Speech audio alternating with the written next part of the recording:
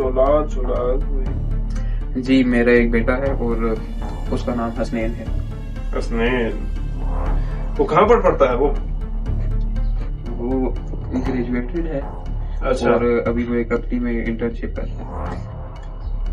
क्या था मतलब उसकी बैचलर्स किस में की उसने? वो इंजीनियरिंग की है उसने, कौन सी वाली? Civil engineering.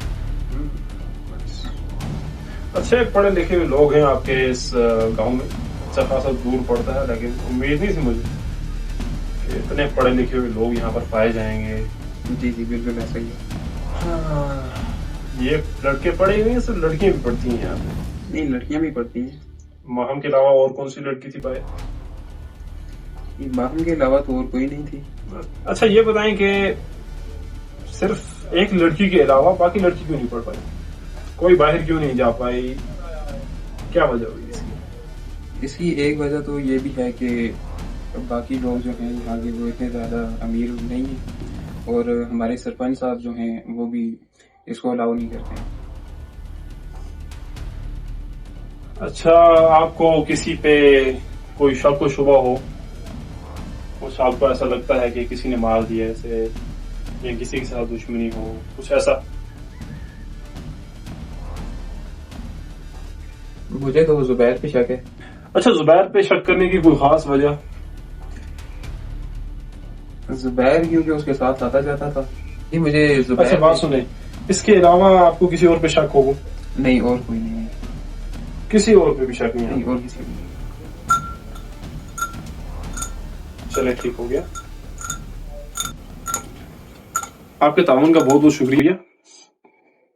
आपको मजीद भी तफ्तीश के लिए बुलाया जा सकता है, तो किसी भी वक्त आपको बुलाएं तो बराए मेहरबानी यहाँ पे आ सकते। जी ठीक है, जरूर। आपकी कॉपरेशन का बहुत बहुत शुक्रिया। जा सकते हैं भैया। शुक्रिया अफसर साहब।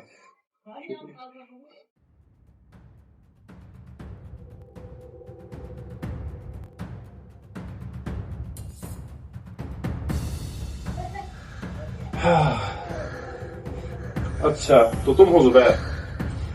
नहीं किस यूनिवर्सिटी से हो? दमन यूनिवर्सिटी।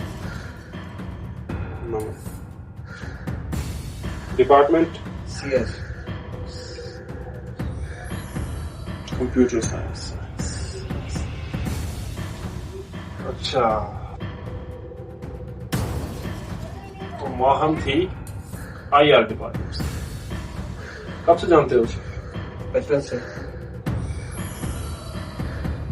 एक ही गांव के हो, बचपन से जानते हो।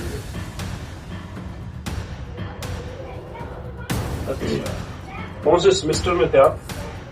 चौथे सेमेस्टर में थे। चौथे सेमेस्टर। अच्छा, बचपन से आप बैठे हैं तो आपस में बातें तो शेयर होती हैं? बिल्कुल। तो कोई ऐसी बात जो उसने कही हो?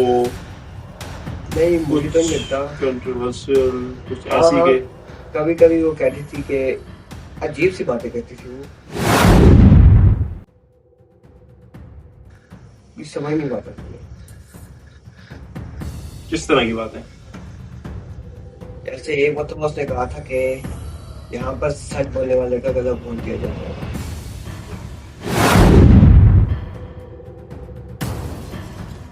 अच्छा,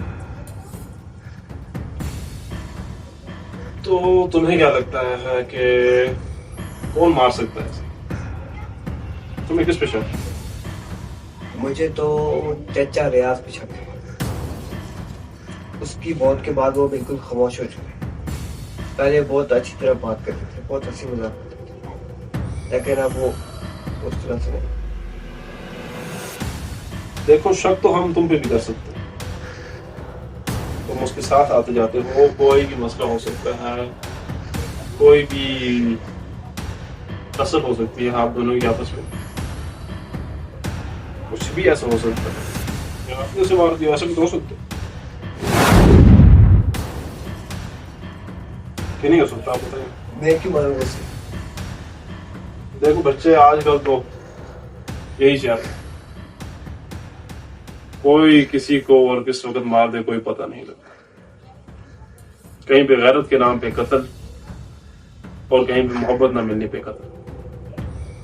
अब ये बातें आम हो चुकी हैं, इसलिए तुम हमारी नजरों के नीचे हो अभी। तो कोई भी ऐसा काम या फिर कोई ऐसी बात जो तुम्हें पता लगे, सबसे पहले वो आके मुझे बताओ। समझ गए ना? अब जा सकते हो।